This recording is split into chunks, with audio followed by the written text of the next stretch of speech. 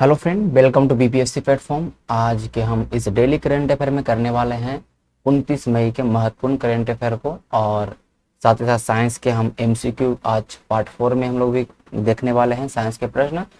और जैसा कि आपको पता होना चाहिए कि ये मंथ एंड होने वाला है, तो कल तो हमारा संडे है, तो कल तो हमारा करंट अफेयर नहीं आएगा, बट मंडे को हमारा आएगा पूरे मई करंट अफेयर। ध्यान रखिएगा कि पूरे मंडे को हमारा क्या आने वाला है, पूरे मई का करंट अफेयर आने वाला है, रिवीजन बेस्ड वाला करंट अफेयर। ध्यान ध्यान रखिएगा, इसमें हम इम्पॉर्टेंट करंट अफेयर को चर्चा करेंगे, ठीक है, जो बहुत ज़्यादा महत्वपूर्ण होगा उन सारे करंट अफेयर को यहाँ पर देखेंगे।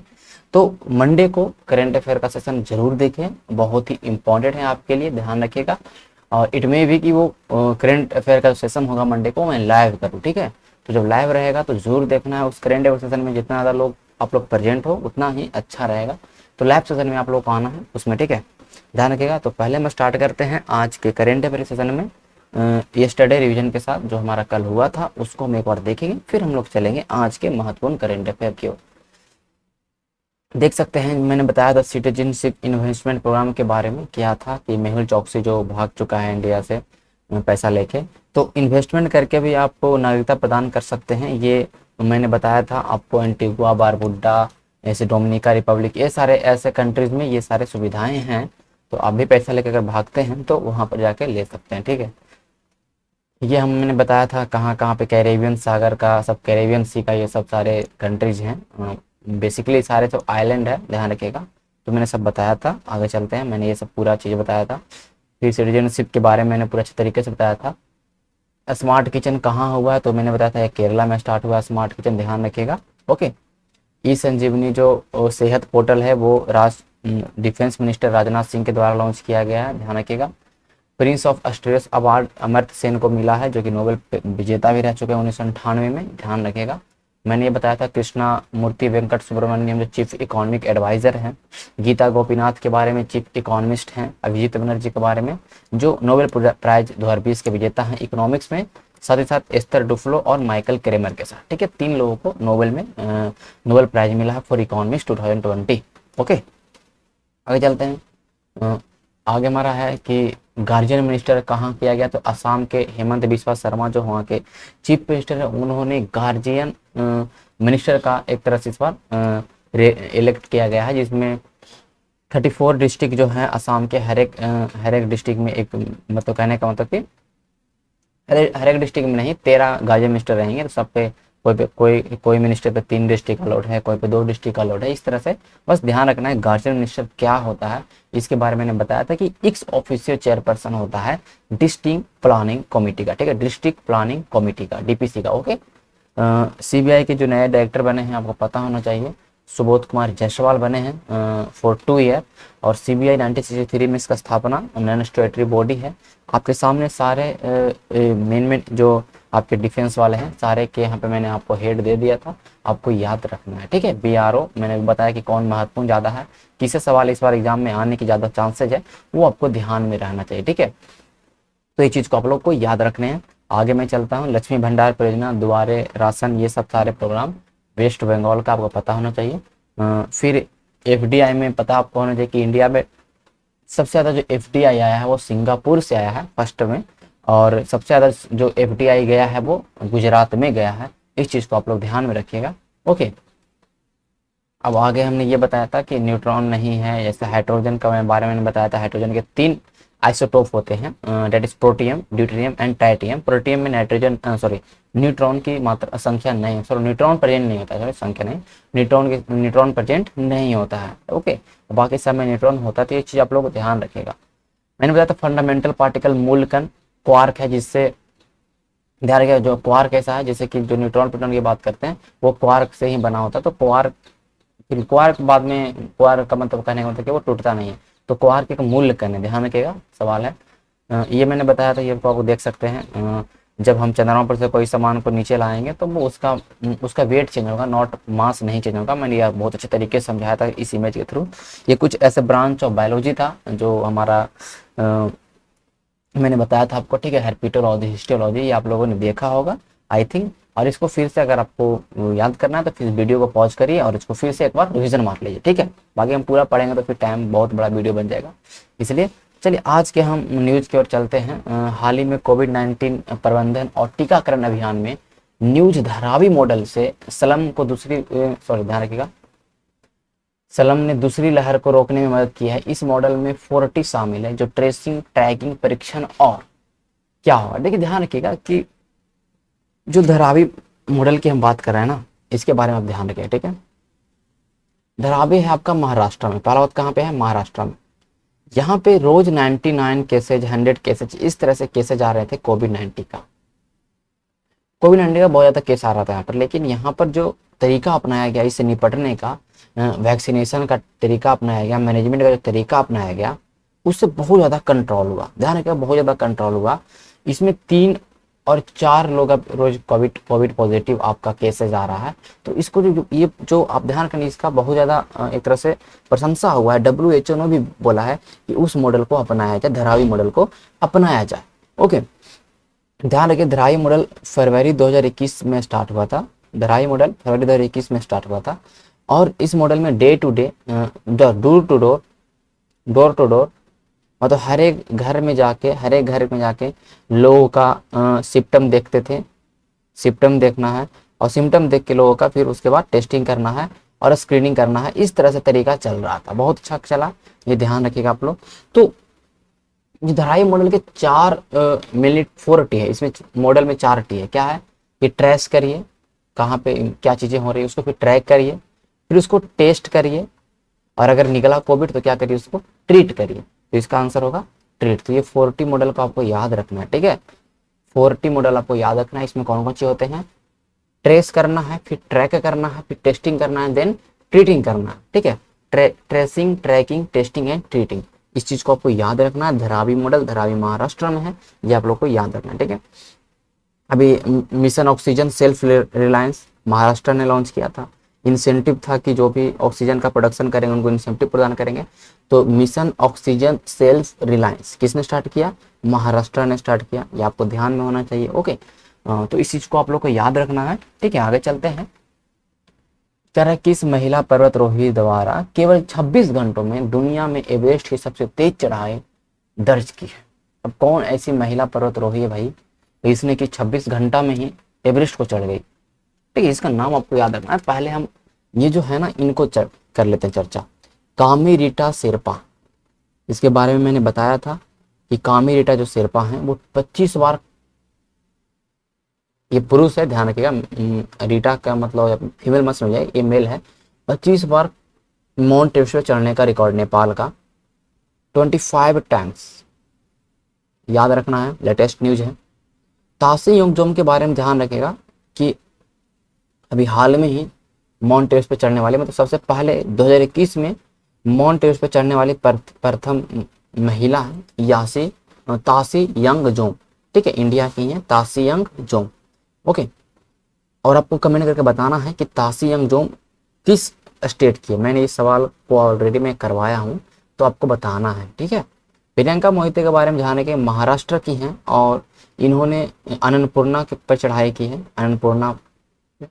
अन्नपूर्णा जो क्या है, अन्नपूर्णा जो अगर आप उसके बारे में जानते हो तो Annapurna 10th highest peak of the world, दुनिया की 10वीं सबसे ऊंची चोटी है। अन्नपूर्णा के बारे में आपको अगर पता होगा, हाइट है 8091 मीटर। ओके, तो इस बार कौन होगा आपको पता हो जाना चाहिए कि 26 घंटे में दुनिया में जो चढ़ने का रिकॉर्ड बनाई है डेट इज तसांग यिंग हुंग। इनका आप इमेज देख सकते हैं, ये है तसांग यिंग हुंग, जिन्होंने 26 घंटा में 26 घंटा 50 मिनट, बेसिकली 26 आवर्स 50 मिनट में इन्होंने माउंट एवरेस्ट पे चढ़ाई कर दी, ठीक है, ध्यान रखेगा।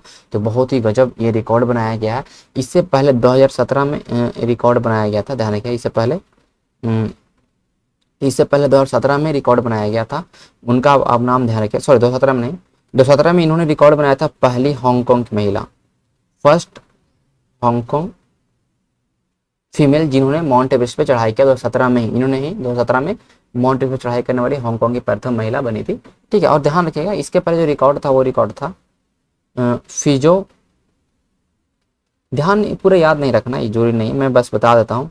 झांगवू कामा 39 घंटे 6 मिनट, 39 और 6 मिनट में इन्होंने चढ़ाई की थी, बट उससे भी स्पीड इन्होंने ये काम कर दिखाया है। ध्यान, महिला है, इस पर एक बहुत ही गर्व की बात है, तसांग युंग होंग, ठीक है। 26 घंटे में इन्होंने माउंट एवरेस्ट की चढ़ाई की। अब हम जब माउंट एवरेस्ट की बात कर रहे हैं, हिमालय की बात कर रहे हैं, थोड़ा सा तो हिमालय से बनता है कि हम उस चीज़ को डिस्कस कर लें। कुछ कुछ पॉइंट है जो कि हमारा सही होना चाहिए, ठीक है, मतलब अगर एग्जाम में अगर आ जाए उससे संबंधित तो हम उसको सही कर पाएँ। तो चलते हैं हिमालय के ओर, ठीक है। पहले हम चलेंगे दुनिया के सबसे ऊंचे ऊंचे पर्वत हर एक कॉन्टिनेंट में, मैंने कितना बार बताया है, फिर मैं बता देता हूँ, कोई बात नहीं।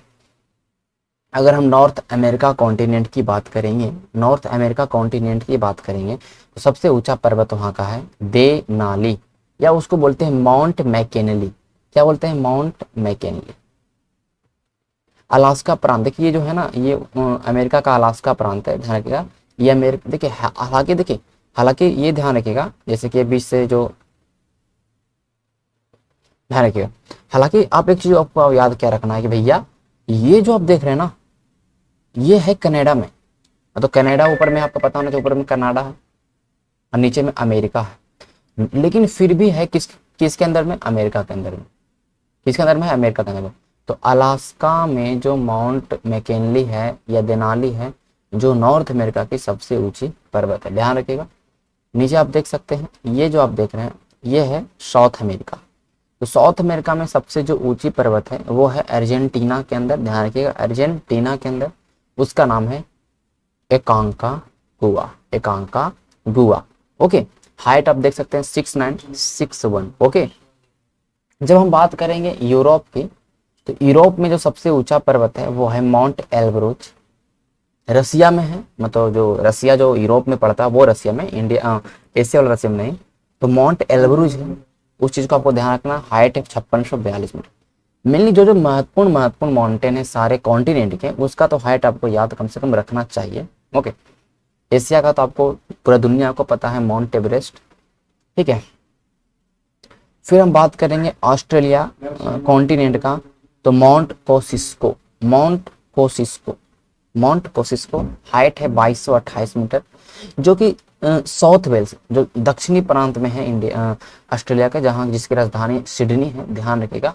तो यहाँ पर, ठीक है, यहाँ पे ये देखिए, ऑस्ट्रेलिया में एक माउंटेन है, उसको बोलते हैं, एक रेंज है, पर्वतमाला है, इसको बोलते हैं ग्रेट डिवाइडिंग रेंज, उसी का ये पार्ट है, ग्रेट डिवाइडिंग रेंज। लेकिन न्यू साउथ वेल्स में ही आपको दिखेगा मर्रे और डार्लिंग, दो नदियां हैं, मर्रे और डार्लिंग, जिसे ऑस्ट्रेलिया की लाइफ लाइन बोला था, जीवन रेखा बोला था, मर्रे और डार्लिंग। तो ऑस्ट्रेलिया का जो वेस्टर्न प्रांत है, ये जो पश्चिमी प्रांत आप देखिएगा, पूरा मरुस्थल है, उसमें ग्रेट विक्टोरिया मरुस्थल है, ठीक है, और भी बहुत बारे ग्रेट बेसिन आपका मरुस्थल आपको दिखाई पड़ेगा। तो वो है आपका ऑस्ट्रेलिया में, ओके। अफ्रीका का तो किलिमंजारो पर्वत है, height 5895 meter, okay, height 5895 meter, mount Kilimanjaro, जो कि हमेशा न्यूज में रहता है, बिकॉज यहाँ पर भी लोग हमेशा चढ़ाई करते रहते हैं, ठीक है, जो कि तंजानिया में स्थित है। तंजानिया, वही तंजानिया जो विक्टोरिया झील, जो विक्टोरिया झील जो कि 0 डिग्री इक्वेटर पर स्थित है, 0 डिग्री इक्वेटर लाइन अगर हम बना दें इस तरह से, ध्यान रखिएगा, तो 0 डिग्री इक्वेटर लाइन जो बनता है, तो उस पे 0 डिग्री इक्वेटर लाइन पे एक झील स्थित है, विक्टोरिया झील, जहां से निकलती है नाइल रिवर, तो नील रिवर निकलती है। और विक्टोरिया झील जो बॉर्डर बनाती है, कौन कौन कंट्री उसका बॉर्डर बनाता है?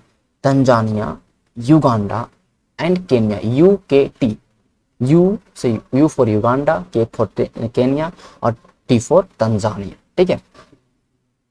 आगे चलते हैं, अब हम देखेंगे ये जो अंटार्कटिका है, अंटार्कटिका जो महादेश है, हालांकि पूरा बर्फ जमा होता है अंटार्कटिका महादेश में, ये ध्यान रखिएगा। एक बिन्सन मैसिव करके पर्वत है, उसका हाइट है 4892 मीटर। ये ध्यान रखना, मैंने हर एक जो भी महत्वपूर्ण था मैंने आपको बता दिया। अब हम चलते हैं हिमालय रीजन के ऊपर, हिमालय की ओर चर्चा करेंगे। हिमालय के बारे में अगर आप जानते होंगे तो पूरे वर्ल्ड का सबसे हाईएस्ट रेंज के मामले में सबसे ऊंचा चोटी सब यहीं पे स्थित है, ध्यान रख सकते हैं।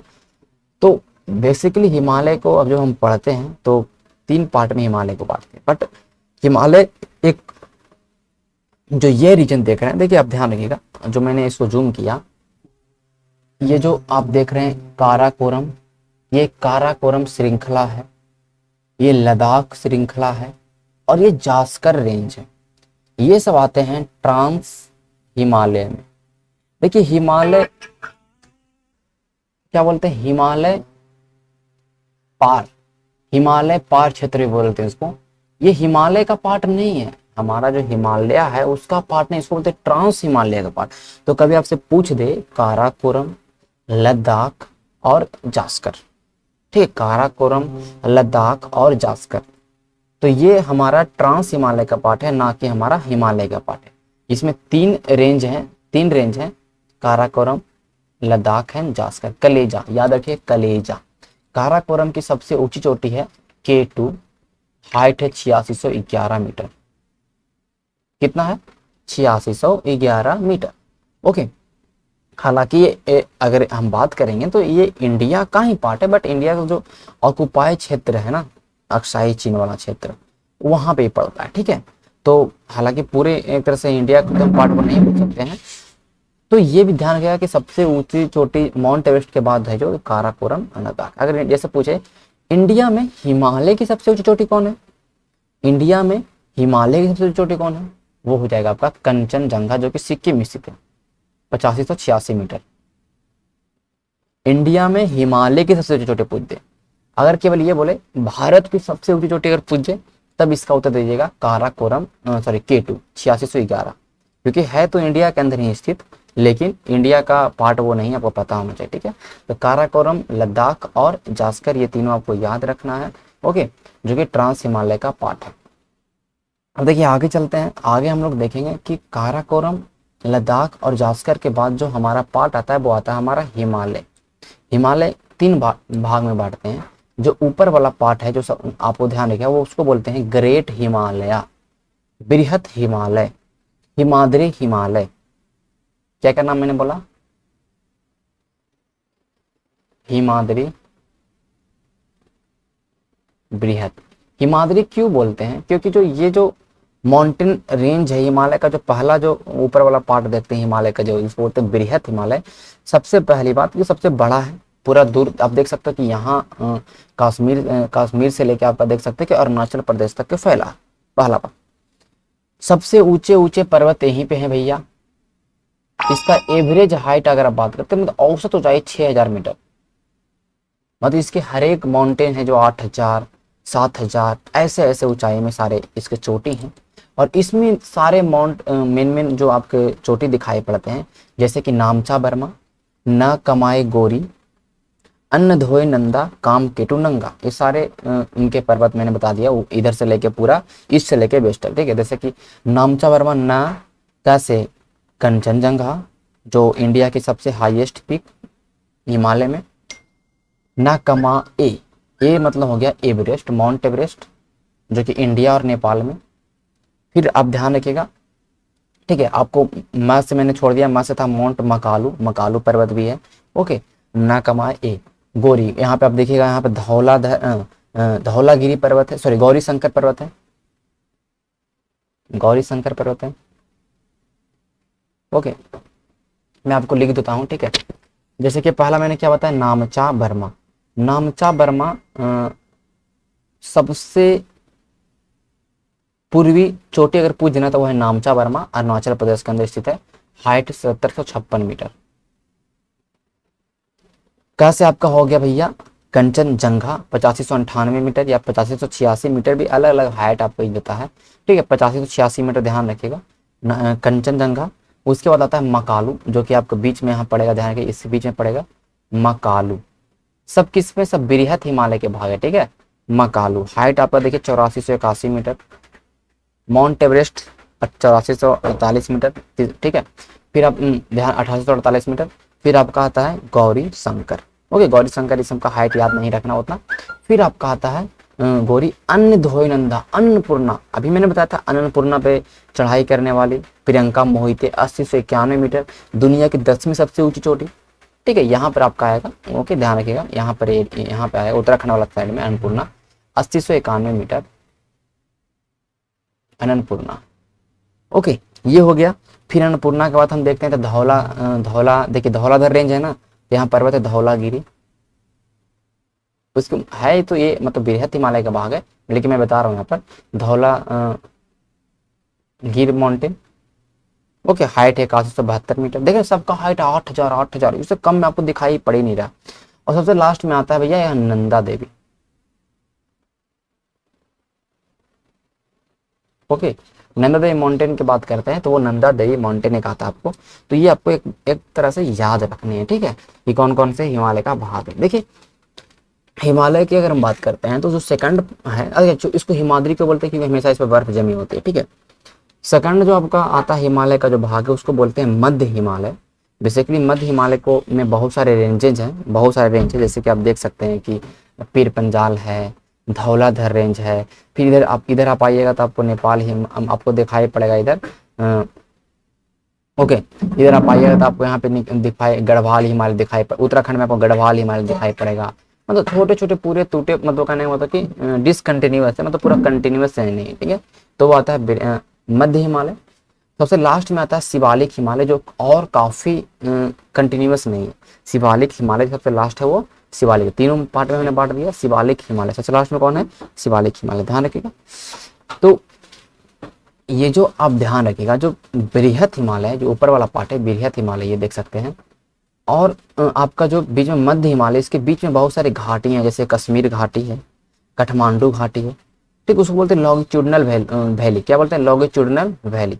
तो ये आप ध्यान रखिएगा कि लॉन्गिट्यूडनल वैली किसी से बीच में पाया जाता है, तो बृहत हिमालय के बीच में और मध्य हिमालय के बीच में। ओके, देखिए एक चीज आप ध्यान रखिएगा, जब हिमालय का हम बांटते हैं, प्रादेशिक विभाजन करते हैं हिमालय को, मतलब उसके एक रीजन के अकॉर्डिंग बांटते हैं, तो आपको अलग अलग आपको नाम दिखाई पड़ता है। आपको नाम याद रखना चाहिए, मैं आपको बता दूं, जैसे कि मैं यहाँ लिख दूं पंजाब हिमालय। पंजाब हिमालय की अगर हम बात करेंगे तो सिंधु और सतलज, इसके सिंधु नदी और सतलज नदी के बीच में जो हिमालय का भाग है उसको बोलते हैं पंजाब हिमालय। फिर उस सेकंड में अगर हम बात करेंगे तो होता है कुमाऊं हिमालय, ठीक है। तो सतलज और काली। तीसरा आता है आपका नेपाल हिमालय। ओके, नेपाल हिमालय की अगर बात करेंगे हम तो आपको ध्यान ध्यान दीजिएगा, काली और तीस्ता। लास्ट होता है हमारा ध्यान रखिएगा कि असम हिमालय, इधर वाला क्षेत्र में है, जो तीस्ता और दिहांग नदी के बीच में। तो ये नदियों के अकॉर्डिंग बांट दिया गया, प्रादेशिक विभाजन किया गया, इस तरह से अगर बांटिएगा तो, ठीक है। पंजाब हिमालय, कुमायूं हिमालय, नेपाल हिमालय और असम हिमालय, इसको याद रख सकते हैं आप ऐसे करके, पंसिस, कसक, नेकाती, अतीदी, अतिथि या अतिथि याद रखेगा। तो ये सारे आपको दिखाई पड़ेंगे, ये सारे जितने भी हिमालय का प्रादेशिक विभाजन है। इस तो ये हिमालय के जो प्रादेशिक विभाजन है उसको आप इस ट्रिक से आप याद रखते हैं, ठीक है। इस ट्रिक से आप याद रख सकते हैं जितने भी हैं, और ये बहुत बार एग्जाम में आता भी है। इस सिंधु और काली नदी के बीच में कौन सा है, सतलज और काली नदी के बीच में कौन सा हिमालय है, तो ये आपको ध्यान रखना है, ठीक है। पंजाब हो गया, कुमाऊं हिमालय हो गया, नेपाल हिमालय हो गया, असम हिमालय होगा, सब याद रखना है। कुछ कुछ ऐसे महत्वपूर्ण इंपॉर्टेंट पीक है जो याद रखना है कि किस हिमालय में पड़ता है, कौन कौन से पहाड़, जैसे पीर पंजाल, धौलाधर रेंज, ये सब सारे बीच वाले मध्य हिमालय का पार्ट है, तो ये भी आपको याद रखना है। हिमाद्री हिमालय, बृहत हिमालय, इन सारे पार्ट्स को याद रखना है। K2 की बात करेगा तो बताइएगा, K2 है जो वो हिमालय का पार्ट नहीं है। ओके, तो इन तरह से देखिए हिमालय का, ये देखिए अफगानिस्तान की तरफ जो हिंदू कुश पर्वत है, हिमालय का ही भाग है। ओके, आप इधर इधर इधर अगर आप आइएगा तो इधर आपको नागालैंड की तरफ पटकाई, इधर पटकाई बूम, देखिए अरुणाचल प्रदेश में पटकाई बूम, नागा पहाड़ियाँ, मीजो पहाड़ियाँ आपको दिखाई देगा, जो कि कहीं ना कहीं हिमालय का ही पार्ट है, ठीक है। पटकाई बूम, नागा की पहाड़ियाँ और मीजो की पहाड़ियाँ, ठीक है, ये आपको याद रखने हैं, जो कि मैंने आपको बता दिया। ये आप देख सकते हैं इंडस रिवर सिस्टम है। ओके, इंडस रिवर सिस्टम है। अगर ऊपर से आपको याद रखना है तो इसके लिए मैं एक ट्रिक देता हूँ, झे ची रा विच। झेचीरा बीच मतलब क्या हो गया, झे से झेलम, चिनाव, रावी, व्यास और ध्यान रखिएगा, झेचीरा विच, हाँ झेचीरा विच, सॉरी बीच में नॉट विच ना, विच, ठीक है। झेलम, चिनाब, रावी, ब्यास और सतलज, ठीक है। देखिए झेलम हो गया, चिनाब हो गया, रावी हो गया, इधर बीच में ब्यास नदी है, सतलज नहीं, तो झेचीरा विच, ओके नॉट विच, विच, ठीक है। तो ये आप अगर याद रखते हैं तो आपको सारी चीजें, मतलब कहने का मतलब है कि याद रहेगा, ठीक है। आगे चलते हैं हम लोग आज के हेडलाइन की ओर। हमने पहले मिस्टेक से बाई मिस्टेक आपका हेडलाइन मतलब बाद में आ रहा है, पहले हेडलाइन होना चाहिए था, बट कोई बात नहीं, हमें तो याद करना है ना। Well known Tamil poet lyrics Vairamuthu has been chosen for the 5th ONV literary prize. 5वें ONV लिटरेरी प्राइज के लिए चुने गए हैं कौन? वैरामुथु, तमिल के हैं। ध्यान रखिएगा, ये ONV लिटरेरी प्राइज क्या होता है भैया? तो ज्ञानपीठ पुरस्कार पाने वाले मलयालम कवि थे ONV कुरूप, उनके ही नाम पे ये पुरस्कार मिलता है, जो तमिल के क्षेत्र में मिलता है। ध्यान रखिएगा, तमिल मतलब कहने का मतलब कि ONV लिटरेरी प्राइज, ओके। ध्यान रखिए, इसकी राशि कितनी है? 3 lakh, okay 3 lakh Indian rupees है, ओके। तो ONV साहित्य पुरस्कार किनको मिलने वाला भैया? तो वैरामुथु को, जो कि तमिल में कवि भी हैं और एक गीतकार भी हैं, ठीक है। Bharat Ratna professor CNR Rao has receive international Eni award, sorry not film, Eni award मिला है, जो कि रिन्यूएबल एनर्जी के क्षेत्र में जो रिसर्च करते हैं या एनर्जी स्टोरेज के क्षेत्र में जो रिसर्च करते हैं, उनको ये अवार्ड मिलता है, इंटरनेशनल एनी अवार्ड 2020। हम बताएंगे इंटरनेशनल एनी अवार्ड क्या होता है, बट कल के वीडियोज में। आज तो ये हेडलाइन है ना। तो CN राव को मिला है अंतर्राष्ट्रीय एनी पुरस्कार 2020 ऊर्जा, अक्षय ऊर्जा स्रोतों के अनुसंधान और ऊर्जा भंडारण के क्षेत्र में, ओके। आगे चलते हैं, आर्य का जो रिसर्च एंड एनालिसिस विंग, जो राव बोलते हैं रा का आपने बहुत सारे मूवी में देखा भी होगा, तो उसका फुल फॉर्म होता है रिसर्च एंड एनालिसिस विंग। उनके चीफ सामंत कुमार हैं, क्या है? समंत कुमार है, उनके चीफ का नाम समंत कुमार गोयल है। और IB इंटेलिजेंस ब्यूरो, उनके चीफ है अरविंद कुमार, क्या है भैया? अरविंद कुमार। उनको 1 ईयर का एक्सटेंशन मिल चुका, मतलब 1 साल उनका सर्विस को और बढ़ा दिया गया है। ध्यान रखिएगा कौन कौन। तो आर्य के जो चीफ है सामंत कुमार गोयल और IB के चीफ है अरविंद कुमार, ठीक है। अभी मैंने बताया CBI के न्यू डायरेक्टर बने हैं, कौन बने हैं? सुबोध कुमार जायसवाल बने 2 साल के लिए। तो ये चीज आपके लिए महत्वपूर्ण है, याद रखिएगा। अब लास्ट है वर्ल्ड हंगर डे। जितने वर्ल्ड हंगर डे जो दिवस मनाया जाता है, हंगर दिवस, वो मनाया जाता है 28 मई को हर साल, ठीक है। 28 मई को हर साल मनाया जाता है। आप लोग ध्यान रखिएगा कि जितने भी डेज हैं, हम जब करंट अफेयर रिविजन करने वाले हैं मंडे को, उसमें सारे डेज, इंपॉर्टेंट डेज को हम लोग लाएंगे, ठीक है। जिसका थीम है उसका थीम भी याद करेंगे, जो महत्वपूर्ण है उसको, महत्वपूर्ण वाला चीज़ों को। वो करंट अफेयर रिविजन जो है हमारा मई वाला, वो बहुत ही महत्वपूर्ण होने वाला है। आप लोग लाइव सेशन में जरूर आइएगा, ठीक है। आगे चलते हैं, कह रहा है कि WHO के किस ऑर्गेनाइजेशन ने, WHO और 3 अलग अलग इंटरनेशनल बॉडी ने एक टीम ऑफ एक्सपर्ट बनाया है, जो किस चीज़ को देखेगा? तो वो देखेगा किस तरह से जो डिजीज है वो उसको रोके हम, एनिमल से ह्यूमन में। किसको? एनिमल से ह्यूमन में जो डिजीज का ट्रांसफर होता है उसको किस तरह से रोकेंगे, उसके लिए एक इंटरनेशनल बॉडीज बनाया गया है। ये ध्यान रखिएगा, मतलब एक तरह से एक टीम बनाया गया है, WHO और 3 अलग अलग संस्थाएं। वो 3 अलग अलग संस्थाएं कौन है? जैसे कि UNEP, United Nation environment programme, जिसका मुख्यालय केन्या में है। और WHO का मुख्यालय जिनेवा स्विट्जरलैंड, आपको जानते हैं। फूड एंड एग्रीकल्चर ऑर्गेनाइजेशन, जिसका मुख्यालय रोम इटली में है। विश्व खाद्य पुरस्कार इस बार किनको मिला, ये भी आपको बताना है। विश्व खाद्य पुरस्कार इस बार किनको मिला? जो त्रिनाद और टोबैगो के मूल निवासी है और डेनमार्क की नागरिक है, आपको बताना है, ठीक है। उनका नाम एस से स्टार्ट है, आपको कमेंट करना है किनको मिला है world food prize for the 2021, okay. World organisation for animal health, इसका मुख्यालय पेरिस। ये 3 देख रहे हैं ना, 1, 2 और 3, तीनों ने मिलकर WHO के साथ मिलकर एक टास्क कमेटी का एक हाई लेवल एक्सपर्ट पैनल गठित करेगी, ठीक है। और ये हाई लेवल जो एक्सपर्ट पैनल है, ये पहले से फ्रांस और जर्मनी ने ऑलरेडी चीज को लॉन्च किया था 2020 में, ठीक है। तो ये इसका क्या काम है? Spread of disease from animal to human, इस चीज को देखिए।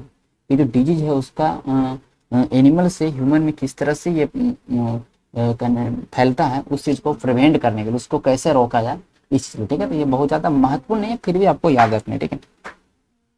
आगे चलते हैं, who has been elected as the president of international narcotic control board. International narcotic control board के अभी प्रेसिडेंट कौन चुनी गई है ये बताना है, और पहली ऐसी भारतीय हैं जिनको इस इंटरनेशनल बॉडी का अध्यक्ष चुना गया, ठीक है। इंटरनेशनल कंट्रोल बोर्ड को जानने से पहले हम ये जो सारे ऑप्शन हैं उसको पहले हम लोग पढ़ेंगे, ओके। उसके बाद हम जानेंगे कि क्या है, ठीक है। आइए हम देखते हैं सारे ऑप्शनों को क्या है। देखिए, असरिता बी ओलेटी ये दिखाई पड़ रही है, ये है फर्स्ट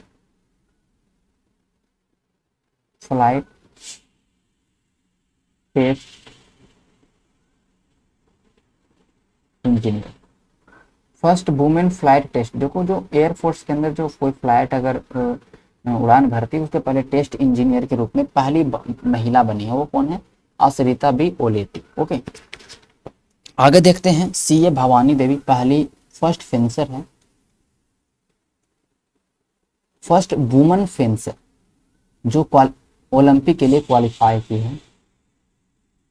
जापान टोक्यो ओलंपिक होने वाला है उसके लिए पहली वुमन फेंसर। फेंसर मतलब तलवारबाजी, एक तरह का स्पोर्ट है, खेल है, उसके लिए पहली फेंसर है। इनका नाम है सीए भवानी देवी, ओके। ध्यान रखिएगा, first fencer to qualify in the Olympic, Tokyo Olympic, CA Bhavani Devi. Netra Kumaran first, सारे first female sailor to qualify in Olympic. Olympic के अंदर ये देखिए वोटिंग होता है, वोटिंग भी एक तरह का गेम है। तो पहली नाविक, पहली भारतीय महिला नाविक जो ओलंपिक के लिए क्वालिफाई की है, टोक्यो ओलंपिक के लिए, ये आपको याद रखना, Netra Kumaran. Now let's to the Jagjit Pavadia. जो जगजीत पवाडिया के बारे में अगर हम बात करेंगे, ये है हमारी एनसीबी, जो हमारा international narcotic control board, international narcotic control board, उसकी प्रेसिडेंट बनाई गई है। इंटरनेशनल नारकोटिक कंट्रोल बोर्ड की प्रेसिडेंट कौन बनाई गई भैया? ये बनाई गई है आपकी जगजीत पवाडिया। इसका इंटरनेशनल नारकोटिक बोर्ड के अगर हम बारे में बात करें तो इसके बारे में अगर आपको जानना है तो ध्यान रखिएगा, इसका स्थापना 1968 में होता है, हेडक्वार्टर आपका वियना में है, और इसका काम है भैया कि देखना है कि adequate supply of illicit drugs है या नहीं, मतलब जो ड्रग्स का सप्लाई है या नहीं है, और जो ध्यान रखिएगा जो अवैध ड्रग्स हैं उन ड्रग्स का किस रोकथाम के लिए रोकना है। जैसे नारकोटिक्स का काम क्या है? ड्रग्स के लिए, ड्रग्स पर उसको देखता है कि जो ड्रग्स है, जो इलीगल ड्रग्स है, उसके रोकथाम के लिए। तो ये है इंटरनेशनल नारकोटिक कंट्रोल बोर्ड। देखिए, इंडिया का भी नारकोटिक कंट्रोल बोर्ड है, narcotic control board of India जो है उसका हेडक्वार्टर न्यू दिल्ली में है, और उसके डायरेक्टर जनरल कौन है? राकेश अस्थाना। याद रखना है कौन है इसके डायरेक्टर जनरल? राकेश अस्थाना, ठीक है। एनसीबी के डायरेक्टर जनरल कौन है? राकेश अस्थाना, मैंने कल भी बताया था, ठीक है। जगजीत पवाडिया आपको याद रखना है, ये पहली भारतीय ऐसी है जो प्रेसिडेंट बनी है, किसका? आईएनसीबी का। आगे चलते हैं, सेम चीज आगे, ओके। हाँ, करा के किन्हें अंतर्राष्ट्रीय हॉकी महासंघ का जो एक पुरस्कार होता है, राष्ट्रपति पुरस्कार के लिए प्राप्तकर्ता के रूप में किसे नामित किया गया, ये आपको आंसर बताना है। ऑप्शन है हेमंत बिस्वा शर्मा, बीके पांडियन, डॉक्टर नागेश्वर रेड्डी और सुरेश मुकुंद। आपके सामने ऑप्शन है, इसका आंसर आपको बताना है। देखिए, पहले हम बात करेंगे हेमंत बिस्वा शर्मा, सीएम है, असम के नए सीएम हैं। मैंने इसको यहाँ पे क्यों डाला ऑप्शन में? क्योंकि इन्हें अभी हाल में ही badminton world federation, badminton of world federation या वर्ल्ड बैडमिंटन फेडरेशन जो है WWF का काउंसिल में इनको शामिल किया है, काउंसिल का इनको मेंबर बनाया गया है 2021 से 25 के लिए, 4 साल के लिए इनको मेंबर बनाया गया, ठीक है। ये जो BWF है, इसकी अगर हम बात करें, इसका हेडक्वार्टर है आपका, ध्यान रखिएगा, कुआलालंपुर मलेशिया में। ये जो BWF भैया, इसके बारे में एक चीज आप जानिएगा,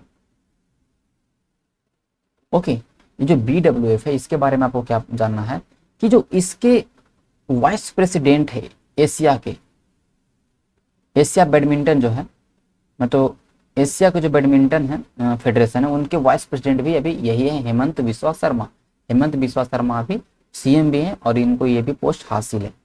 अब ध्यान रखना है कि जो इनके प्रेसिडेंट है बैडमिंटन फेडरेशन ऑफ वर्ल्ड का जो प्रेसिडेंट है वो है Paul Eric Larsen. Paul Eric Larsen, पहला पॉइंट हमने देख लिया।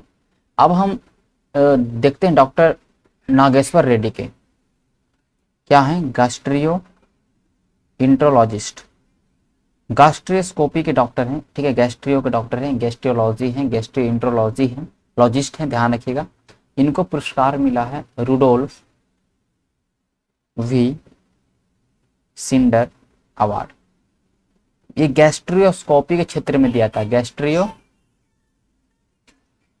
ठीक, ध्यान रखिएगा, ये दिया जाता है गैस्ट्रियोस्कोपी के क्षेत्र में, ये अवार्ड दिया था, ध्यान रखिएगा। कौन सा, डॉक्टर नागेश्वर रेड्डी को जो ये अवार्ड मिला है किस क्षेत्र में, गैस्ट्रियोस्कोपी के क्षेत्र में।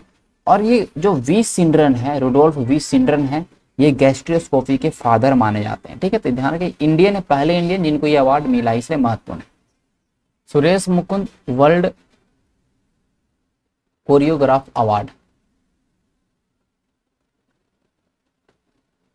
पहले भारतीय जिनको ये अवार्ड मिला है कोरियोग्राफ के क्षेत्र में, ये अवार्ड है। इन्हें ऑस्कर ऑफ डांस भी बोला जाता है, इस अवार्ड को ऑस्कर ऑफ डांस भी बोला जाता है। ये सारे करंट आजकल के हैं, ध्यान रखिए, मैं इसको MCQ में भी लाऊंगा। ऑस्कर ऑफ डांस बोला जाता है इस अवार्ड को। वर्ल्ड कोरियोग्राफ अवार्ड 2020, पहले इंडियन जिनको ये अवार्ड मिला वो है सुरेश मुकुंद। सुरेश मुकुंद के बारे में जानेंगे तो ये इनको अवार्ड जो मिला है टीवी रियलिटी शो, किसमें, टीवी रियलिटी शो कैटेगरी में, कैटेगरी होता है इसका अवार्ड का, तो टीवी रियलिटी शो कैटेगरी में मिला है इनका शो है world of dance, world of dance. बस इतना याद रखना, याद हो जाएगा, कोई बड़ा चीज नहीं। बैडमिंटन पूछे तो हेमंत बिस्वा शर्मा, ओके। अब देखिए हॉकी की बात करते हैं ना, FIH इंटरनेशनल हॉकी फेडरेशन के प्रेसिडेंट। अब देखिए इंटरनेशनल हॉकी फेडरेशन के जो प्रेसिडेंट बने हैं अभी हाल में, ये तो प्रेसिडेंट अवार्ड है ना, ये प्रेसिडेंट बने हैं हाल में ही नरेंद्र बत्रा। नरेंद्र बत्रा इंडियन है जिनको इंटरनेशनल हॉकी फेडरेशन का अध्यक्ष बनाया गया। नरेंद्र बत्रा, 2 अध्यक्ष हैं, मैं अभी बताने वाला हूं। और ये अवार्ड जो मिला है, ये अवार्ड मिला है BK पांडियन को। ये वाला जो अवार्ड मिला है, ये मिला है BK पांडियन को, जो कि उड़ीसा के CM के प्राइवेट सेक्रेटरी हैं, प्राइवेट सेक्रेटरी हैं, IAS हैं ये, उड़ीसा CM के निजी सचिव हैं, ओके। कौन है, BK पांडियन। BK पांडियन जिन्होंने बहुत ही अच्छा हॉकी के क्षेत्र में इन्होंने बहुत अच्छा काम किया है। देखिए मेंस हॉकी, मैं बता दूं इसको महत्वपूर्ण, मैं इसको अलग कलर में लिख देता हूं तो सही रहेगा, okay. Men's hockey world cup 2018, men's hockey world cup 2023, 2018 वाला 14th एडिशन था और 2012 वाला 15th edition of men's hockey. Men's hockey में बोल रहा हूँ बार बार, पुरुष हॉकी विश्व कप जो है ये उड़ीसा में ही हुआ था। ये पिछला वाला उड़ीसा के कलिंग स्टेडियम में हुआ था, और इस बार 2023 वाला जो होने वाला है ये उड़ीसा के कलिंग स्टेडियम में भी होगा भैया। और उड़ीसा के ध्यान रखिएगा कि आपका बीजू पटनायक स्टेडियम में होगा, बीजू पटनायक स्टेडियम। बीजू पटनायक स्टेडियम आपका राउर केरला में है और कलिंगा भुवनेश्वर में, 2 जगह होने वाला है। भुवनेश्वर में होने वाला है और राउरकेला में, 2 जगह जो 2023 का जो 15वीं हॉकी वर्ल्ड कप जो होने वाली है पुरुष का, ये होने वाला है उड़ीसा के अंदर। ध्यान रखिएगा, उड़ीसा में विश्व का सबसे बड़ा स्टेडियम बनने वाला है हॉकी का। वर्ल्ड लार्जेस्ट, इसको अपने नोट्स में, रफ नोट्स में लिखिएगा। ये सारे क्वेश्चन को अपने रफ नोट्स में लिखा करें, ठीक है, पूरा नहीं उतारना लेकिन रफ नोट्स में पूरा लिखना। वर्ल्ड लार्जेस्ट हॉकी स्टेडियम जो बनने वाला है उसका नाम है बिरसा मुंडा के नाम पर हॉकी स्टेडियम। कहाँ बनने वाला भैया, राउर केरला में। कहाँ, राउर केरला, ये ध्यान रखिएगा। तो उड़ीसा हॉकी के मामले में बहुत ही ज़्यादा महत्वपूर्ण है, इसको आपको एकदम याद कर लीजिए, ठीक है। देखिए आगे चलते हैं, हम देखते हैं थोड़ा सा। ये जो हॉकी फेडरेशन है, इसका हेडक्वार्टर है स्विट्जरलैंड में, लौसाने में। इसके प्रेसिडेंट है लिएंड्रो निगरे और डॉक्टर नरेंद्र ध्रुव बत्रा, जो मैंने ये बताया। ओके, इसका स्थापना 1924 में पेरिस में हुआ था। सीओ थेरीवेल है, ठीक है। बस हेडक्वार्टर याद रखिए, प्रेसिडेंट याद रखिए, बहुत ज़्यादा सफिशिएंट है, ठीक है। अब आगे चलते हैं हम लोग साइंस एमसीक्यू पार्ट 4 में। साइंस एमसीक्यू करने वाले हैं बहुत अच्छे तरीके से, आज बहुत अच्छा क्वेश्चन है साइंस का, दिखेगा। पहला सवाल है, atom which same number of proton but different number of neutron is called. जिस परमाणु में प्रोटॉन की संख्या समान होती है लेकिन न्यूट्रॉन की संख्या भिन्न होती है, उसे क्या कहते हैं? आइसोटोप, आइसोबार, आइसोमर या आइसोटोन्स। तो देखिए इस क्वेश्चन का तो आंसर जो हमारा होगा, वो हमारा आंसर होगा आइसोटोप। देखिए अब देखिए आइसोटोप की अगर हम बात करें, इसको हिंदी में बोलते हैं सम स्थानिक। आइसोबार को बोलते हैं सम भारिक। टोन को बोलते हैं सम न्यूट्रॉनिक। आइसोमर का आई थिंक आइसोमर ही लिख दीजिए, ठीक है। इसका हिंदी मुझे नहीं पता, कोई बात नहीं, केमिस्ट्री का टर्म है, ऐसे सब लोग ध्यान रखिएगा, कोई बात नहीं, आगे हम बता देंगे। चलिए, ये हो गया समस्थानिक, समभारिक, आइसोमर और सम न्यूट्रॉनिक। समझाते हैं सबके बारे में आपका। देखिए इसको बोल रहे हैं सम स्थान, मतलब स्थान बोल रहे हैं, मतलब स्थान एक होना चाहिए, मतलब पीरियोडिक टेबल में एक जगह बैठा होना चाहिए, ठीक है। मतलब एक ही आदमी होगा पीरियोडिक टेबल में, उसका मतलब कहने का मतलब कि उसके रूप अलग अलग होंगे। जैसे आप ये देख लीजिए ना, एक एक्स एलिमेंट कोई तत्व है, उसमें ए क्या होता है? ए होता है उसका मास नंबर, जिसको बोलते हैं द्रव्यमान संख्या। ऑलरेडी मैंने बताया द्रव्यमान संख्या मतलब क्या होता है, जब न्यूट्रॉन और प्रोटॉन को जोड़ दें, p प्लस n कर देते हैं तो निकलता है हमारा a, जो बोलते हैं एपीएन। एपीएन बोलते हैं एपीएन, ओके। जेड बोलते हैं atomic number. Atomic number it means हुआ कि वो जिसको बोलते हैं परमाणु संख्या, हिंदी बोलते हैं परमाणु संख्या। मतलब जो हमारा आप देखते हैं, जब अगर पीरियोडिक टेबल आप देख रहे हैं, तो पीरियोडिक टेबल में जैसे रहता है 1 2 3 4 5 6, तो पूरा एलिमेंट का जो संख्या होता है कितने नंबर पे है, ठीक है, तो उसको बोलते हैं परमाणु संख्या, एटॉमिक नंबर, जो कि प्रोटॉन के अकॉर्डिंग आपका पता चलता है। जितना प्रोटॉन रहेगा उसके अकॉर्डिंग वो परमाणु संख्या होता है, ठीक है। अब देखिए इतना जब कंसेप्ट आप समझ चुके हैं, तो मैंने क्या बोला, सम स्थान, मतलब भैया इसको जिसका परमाणु संख्या सेम हो लेकिन उसके रूप अलग अलग हो। मतलब अगर जैसे कि हम हाइड्रोजन को लेते हैं, हाइड्रोजन के बारे में आपको पता है, हाइड्रोजन क्या होता है? हाइड्रोजन का 3 आइसोटोप्स होते हैं, प्रोटियम, ड्यूटियम एंड ट्राइटियम। होते तो हाइड्रोजन ही, उनका परमाणु संख्या एक ही होगा, लेकिन उनके हमेशा अगर हम बात करें, न्यूट्रॉनों की संख्या चेंज होती रहती है। हाइड्रोजन को एग्जाम्पल में लीजिएगा, दिमाग में रखिएगा, और आइसोटोप को भी आप याद कर लीजिएगा, ठीक है। हमेशा हाइड्रोजन को याद रखना है कि हाइड्रोजन के आइसोटोप होते हैं 3, और आइसोटोप क्या होता है? जिसमें न्यूट्रॉन की संख्या अलग अलग होती है। तो ये हो गया न्यूट्रॉन की संख्या अलग। अब जितना न्यूट्रॉन का संख्या जैसे अलग अलग होगा, तो क्या होगा, उसका भार क्या हो जाएगा? भार चेंज होगा। देखिए न्यूट्रॉन, अगर यहाँ पे एक न्यूट्रॉन रखेंगे, प्रोटॉन तो सब में बराबर है, प्रोटॉन तो सब में बराबर है। अगर न्यूट्रॉन, मान लेते हैं पहले से प्रोटॉन 1 है, न्यूट्रॉन 1 है, पहले से प्रोटॉन 1 है भी, ठीक है, कोई दिक्कत नहीं है। न्यूट्रॉन 1 है तो 2 हो जाएगा। भार मतलब भार कितना हो जाएगा? द्रव्यमान कितना होगा? 2 हो जाएगा। मैं द्रव्यमान की बात कर रहा हूँ, तो उसका द्रव्यमान कितना होगा? 2। न्यूट्रॉन की संख्या बढ़ा देते हैं, 2 कर देते हैं, भार कितना हो जाएगा? 3। अभी और बढ़ाएंगे, कितना? 3 हो जाएगा। तो जो भार है वो चेंज होता जाएगा, लेकिन उसका क्या चेंज नहीं हो रहा? उसका स्थान चेंज नहीं हो रहा है, उसको बोलते हैं समस्थानिक। अब इसी का उल्टा होता है समभारिक। समभारिक मतलब भार एक होना चाहिए, इक्वल होना चाहिए। भार इक्वल कब होगा? जब आपका न्यूट्रॉन हमेशा सेम होना चाहिए, न्यूट्रॉन में परिवर्तन नहीं का चाहिए, उसको चाहिए, ध्यान दें। देखिए आइसोबार, जब आपका न्यूट्रॉन और प्रोटॉन का संख्या बराबर हो, मतलब ये जो मास नंबर है, ये इसमें कोई परिवर्तन नहीं चाहिए, क्योंकि भार जैसे अगर आप इसमें अगर कोई परिवर्तन लाते हैं तो दिक्कत हो जाएगा ना। इसलिए हमेशा मास नंबर सेम होना चाहिए, बट ये प्रोटॉन का संख्या डिफरेंट हो जाना चाहिए, ठीक है। प्रोटॉन का संख्या मतलब एटॉमिक नंबर डिफरेंट होना चाहिए। इस अलग अलग एलिमेंट्स के होते हैं, ठीक है, एक एलिमेंट्स के आइसोबार नहीं होते, अलग अलग एलिमेंट्स के आइसोबार एक होते हैं, ठीक है। ये हो गया हमारा जब भार परिवर्तन ना हो, और भार परिवर्तन कब नहीं होगा, जब न्यूट्रॉन प्लस प्रोटॉन का बात करें, ठीक है। लेकिन इसमें प्रोटॉन डिफरेंट होता है, ठीक है, खाली बस ये ध्यान रखा, इसमें न्यूट्रॉन डिफरेंट था, इसमें प्रोटॉन डिफरेंट था। ओके, अब आइसोटोन है जब न्यूट्रॉन की संख्या बराबर हो, न्यूट्रॉन की संख्या बराबर हो और प्रोटॉन की संख्या अलग। इलेक्ट्रॉन का नाम कहीं पे ले रहे, नहीं ले रहे। जब न्यूट्रॉन की संख्या बराबर हो और प्रोटॉन की संख्या अलग अलग हो तो उसको बोलते हैं आइसोटोन। इसलिए बोलो सम न्यूट्रॉन, मतलब न्यूट्रॉन सम में बराबर हो, और जब न्यूट्रॉन बराबर हो तो प्रोटॉन अलग हो, ठीक है। एक जब बराबर हो तो एक अलग होना निश्चित है, कंफर्म। आइसोमर क्या, आइसोमर एक अलग चीज है। आइसोमर ध्यान रखिएगा, 2 मोलिक्यूल या 3 मोलिक्यूल को एक हम पूरे को देखेंगे तो उसको बोल देते हैं आइसोमर। 1 मोलिक्यूल है या 2 मोलिक्यूल है, अलग अलग यौगिक हैं, उनको हम बोल देते हैं आइसोमर, ठीक है। आइसोमर में क्या होता है ना कि फॉर्मूला सेम होता है लेकिन स्ट्रक्चर अलग अलग होता है। देखिए C6H12 इसको बोलते हैं साइक्लोहेक्सेन। इसका देखिए किस तरह स्ट्रक्चर है, यहाँ भी देखिए C6H12 इसको 1 हेक्सिन बोलते हैं, इसका स्ट्रक्चर। तो आइसोमर उसको बोलते हैं जिसका फॉर्मूला सेम हो बट स्ट्रक्चर डिफरेंट हो, दैट इज कॉल्ड आइसोमर। ध्यान रखिएगा क्या होता है आइसोमर।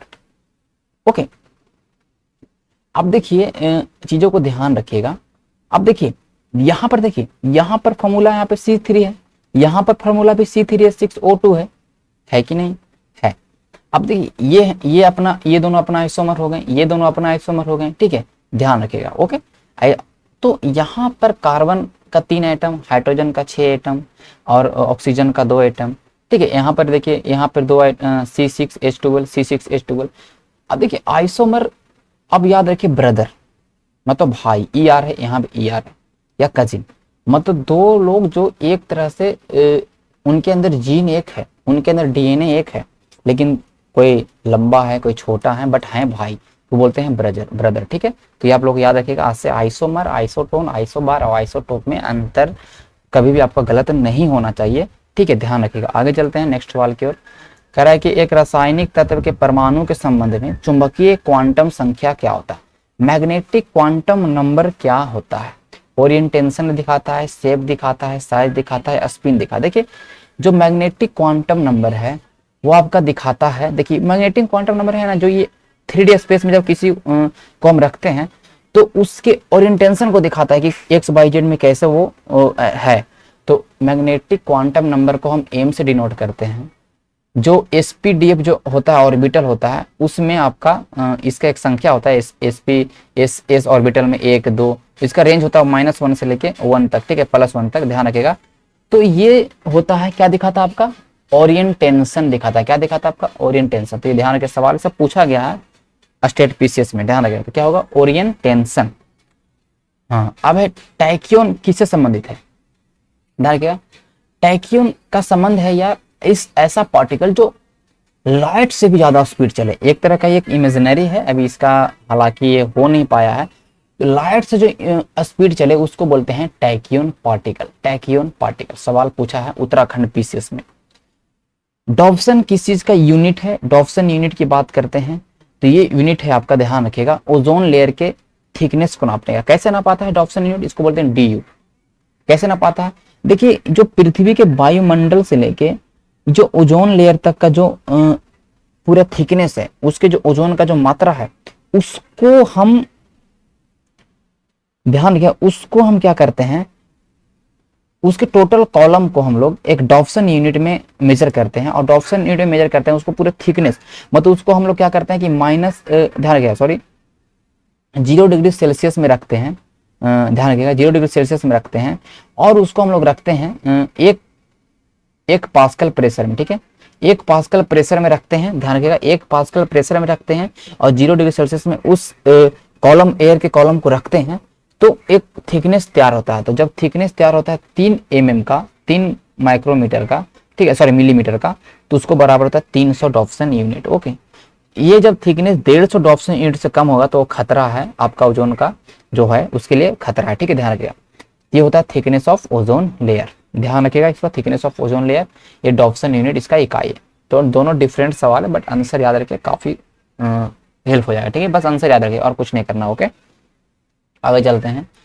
कह रहा है कि कौन सा स्पीसीज है जो क्रोनोलॉजिकल ऑर्डर में इसका सही आपका क्रम में सजाया हुआ। क्रोनोलॉजिकल ऑर्डर मतलब कि किसका पहले पृथ्वी पर आया, पहले ब्रह्मांड में आया, उसका पहले एम्फीबियन आया, फिश आया, रेप्टाइल। देखिए पहले आया था भैया फिश। क्या आता फिश? देखिए इसका मैं स्ट्रक्चर दिखा दूं। पहले आपका आता है फिश, फिर आपका आता है एम्फीबियन जो कि उभयचर बोलते हैं जैसे कि मेढक वेढक, फिर आया है रेप्टाइल जो कि लिजार्ड इजार्ड देख सकते हैं आप। ओके, डायनासोरस को भी देख सकते हैं। पहले आया क्या उसके देखिए फिश से पहले भी सेल इनवर्टिब्रेट आया था, लेकिन उसको यहाँ पे ऑप्शन में नहीं था। तो पहले फिश, तब अम्फीबियन, तब रेप्टाइल्स, तब मैमल्स, तब वर्ड, तब आदमी आया। कब आदमी कब आया? टर्शियरी क्वाटरनरी एज में। ठीक है, कब आया? क्वाटरनरी और टर्शियरी टाइम में कौन आया आपका? ये देख सकते हैं मैन। अब देखिए वर्ड कब आया? जुरासिक पीरियड में आया वर्ड। टेरासिक पीरियड में आपका मेसोजोइक एरा में मैमल्स आए, ये आप ध्यान रखिएगा। Mesozoic era, Paleozoic era. जैसे देखिए फिश के बारे में बहुत बार पूछा है। फिश जो आया है कैम्ब्रियन और ओर्डोविंसियन समय के बीच में, कैम्ब्रियन और ओर्डोविंसियन के टाइम के बीच में फिश आया है। बेसिकली फिश के बारे में आपको याद रखना है कि ओर्डोविंसियन में आया फिश पैलोजोइक एरा में। सबसे पहला एरा है पैलोजोइक एरा, और प्री कैम्ब्रियन के बाद वाला जो एरा आता है होता है पैलोजोइक एरा। और पैलोजोइक एरा में ओर्डोविंसियन एक आपका एज है, उसमें आपका आया फिश। एम्फीबियन की बात करें तो डेवोनियन में आया, वो भी पैलोजोइक में ही आया है। और कार्बोनिफेरस में आपका आया रेप्टाइल्स। ठीक है, ये आपको याद रखना। इसका जो क्रम है वो क्रम आपका देख सकते हैं, इसके अकॉर्डिंग आपको मिलाना है। पहले आएगा फिश 2 नंबर पर, फिर आपका आया भैया एम्फीबियन 1 नंबर पर, फिर आपका तीसरा में आएगा तीसरा में आपका आएगा रेप्टाइल 2 1 3 4। ओके, ये आपको याद रखना। करे ऐसा स्नेक जो घोंसला बनाता है, तो वो स्नेक जो घोंसला बनाता है वो स्नेक है आपका किंग कोबरा। किंग कोबरा एक ऐसा मात्र स्नेक है और सबसे लंबा स्नेक है जो कि इंडिया में पाया जाता है, इंडिया और साउथ ईस्ट के एशिया में पाया जाता है। और ये ऐसा सबसे लंबा एक तरह से जहरीला सांप है। सबसे जहरीला सांप तो रसेल वाइपर है, लेकिन ध्यान रखिए किंग कोबरा। ठीक है, जो कि अपने बच्चों के लिए ये घोंसला बनाती है। कौन है? King cobra. ध्यान रखिए, इसका लंबाई बहुत ही होता है। ओके, तो आज के हम एमसीक्यू को यहीं पे समाप्त करते हैं। हमने 2 एमसीक्यू फिजिक्स का, 2 केमिस्ट्री का और 2 बायो के एमसीक्यू का हमने देखा। मिलेंगे कल के हम मंडे को। अब मंडे को सेशन जो हमारा होगा वो सेशन होगा लाइव करेंट अफेयर मंथली, मई का, पूरे मई का मंथली करेंट अफेयर को रिवीजन करने वाले उस सेशन में। तो मंडे को करेंट अफेयर सेशन में जरूर से जरूर प्रेजेंट हो। चलिए, तब तक के धन्यवाद।